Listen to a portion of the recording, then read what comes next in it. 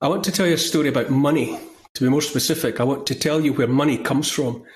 The truth of which most people are unaware is that money is created out of thin air. Furthermore, every single pound, dollar, euro, yen, and all the rest is created out of thin air by unelected, unaccountable bankers who meet in total secrecy and profit always from their actions. Let's imagine you want to borrow £200,000 to buy a house. When you go to the bank and ask for that money, the banker doesn't give you existing funds, cash from a drawer, for instance. Instead, he creates that £200,000 out of nowhere, money that previously didn't exist. That money is not backed by anything real, no gold or anything else. It's conjured out of nowhere and exists now only because the banker says it does. He then says you have to pay him back the £200,000 plus, let's say for the sake of argument, another £200,000 in interest. He's allowed to credit your account with money that did not exist until you asked for it, and he pressed digits on a keyboard, and then he charges interest on that previously non-existent sum. Talk about a foolproof way to make money. This is how all money is created in our world, and this is why so many people are made to live crippled by debt. Every year, the British people pay tens of billions of pounds to private bankers as interest on something that did not exist in the first place. How can I be sure? But I suspect that if you or I were to attempt something similar, we'd be thrown in jail before our feet touched the ground. William Paterson, co-founder of the Bank of England in 1694, noted that, quote, "The bank hath benefit of interest on all monies which it creates out of nothing." 1694, that's at least as long as this has been going on. How long we've been submitting to debt created by a handful of rich people to keep everyone else under their control.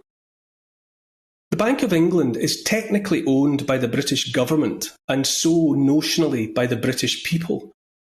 The fact of the matter, however, is that the government does not tell the bank what to do. Like all central banks, the Bank of England is seemingly answerable to an entity called the Bank for International Settlements. The BIS is run by more unelected, unaccountable, secretive people over which we, the British, like all people in the world, have no say and no control. Most people have never even heard of the Bank for International Settlements, but it's housed in a great glass tower in Basel in Switzerland. It is the BIS that oversees the making and flow of well over 95% of the world's money supply, via, to name but a few, the Bank of England, the US Federal Reserve, the People's Bank of China, the Central Bank of the Russian Federation, and the European Central Bank. It also influences a host of other smaller central banks, including in unstable and failed states like Afghanistan and Libya.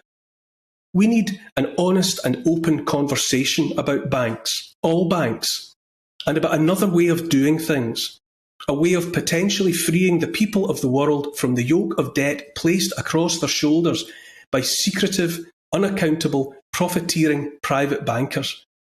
It may or may not offer the solution to our woes, but I believe it's time now to talk about it, and more importantly, to invite more people to understand what banks actually do and how they do it.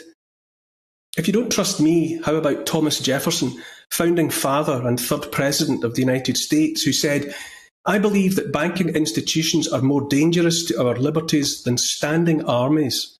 If the American people ever allow banks to control the issue of their currency, they will deprive people of all property until their children wake up homeless on the continent their fathers conquered. The issuing power should be taken from the banks and restored to the people to whom it properly belongs." The Federal Reserve in the US was created at Christmas time 1913, when most members were away for the holidays. By means of the Federal Reserve Act, all control over money creation was removed from Congress and given to the Federal Reserve Corporation, a private company controlled by bankers. All this despite Article 1 of the US Constitution, which declares, "Congress shall have the power to coin money and regulate the value thereof." Federal was added to the name to trick the people into thinking they, via Congress, were in control. Not anymore, not since that Christmas of 1913. The Fed is a private corporation. Or what about the words of Henry Ford, who transformed the car industry, who said, "It is well enough that the people of the nation do not understand our banking and monetary system, for if they did, I believe there would be a revolution before tomorrow morning." The private bankers would have us believe their way of doing business, of making money, is the only way. So, here, let me tell you an astonishing bit of forgotten history. So forgotten, you'd be forgiven for thinking some people don't want us to remember. Back in August 1914, with the First World War looming, people feared the future. More and more were converting their banknotes, bits of paper, into gold sovereigns and half-sovereigns, as was their right in those days when Britain was on the so-called gold standard. But by 1914, the Bank of England had already been involved in dodgy dealings, creating money out of nothing. And there were far more banknotes in circulation than there was gold in the vaults to honour them. If everyone tried to get their gold out at once, such a run on the bank would have been catastrophic. At a stroke, Britain would have lost its ability to pay for the upcoming war. The bankers ran for help to the government and to the Chancellor, David Lloyd George. The August bank holiday was extended by 3 days. An act was rushed through Parliament, and when the banks reopened, people were offered a new kind of treasury note, issued not by the bank, but by HM Treasury, in lieu of their gold. Since the first batches bore the signature of Sir John Bradbury, the then permanent secretary to the Treasury, the public nicknamed them Bradbury Pounds. Because each was backed by the wealth of the nation, the familiar strapline about a promise to pay the bearer on demand was unnecessary and therefore absent entirely. The people accepted the Bradbury Pounds, trusted them on sight as cash they could see and hold and spend as they liked, with perfect confidence, and the banks were saved from certain collapse. It was sovereign money, underwritten by the wealth of the nation, and perhaps most valuable of all, by the creativity and potential of the people of that nation. Unlike the money created out of nowhere by private bankers, it was interest-free and unburdened by debt. Britons were briefly beyond the clutches of private bankers, but their reprieve didn't last long.